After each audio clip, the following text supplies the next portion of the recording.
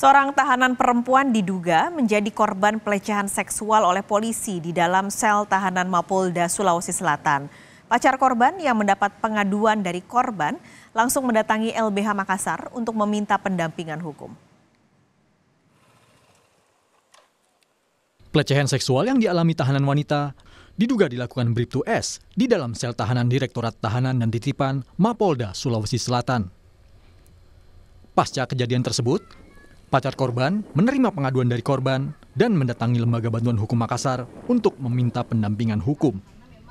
Peristiwa ini terungkap setelah pacar korban yang membesuk melihat adanya perubahan perilaku korban. Setelah didesak, korban pun menceritakan dugaan pelecehan seksual yang dialaminya.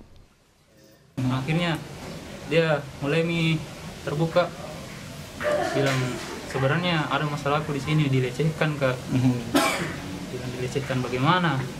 Ada polisi penjaga di sini dalam keadaan mabuk masuk ke sel tahanan perempuan di kamarku, langsung baring di belakangku. Pendamping Lembaga Bantuan Hukum Kota Makassar, Mirayanti Amin, mengatakan setelah mendapat permintaan bantuan hukum, pihaknya melakukan gelar perkara untuk menentukan langkah yang diambil. Pihak LBH tidak hanya mendorong pelanggaran etiknya saja, tapi juga proses pidana. Kami akan segera lakukan gelar perkara ya, untuk sama-sama mendiskusikan langkah apa yang akan kita ambil untuk penanganan kasus ini. Cuman karena ini terkait dengan dugaan tindak pidana kekerasan seksual, mungkin LBH Makassar akan meresponnya lebih cepat gitu.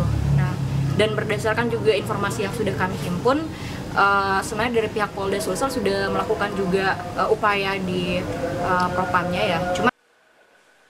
Polda Sulawesi Selatan saat ini telah melakukan pendalaman terkait peristiwa tersebut.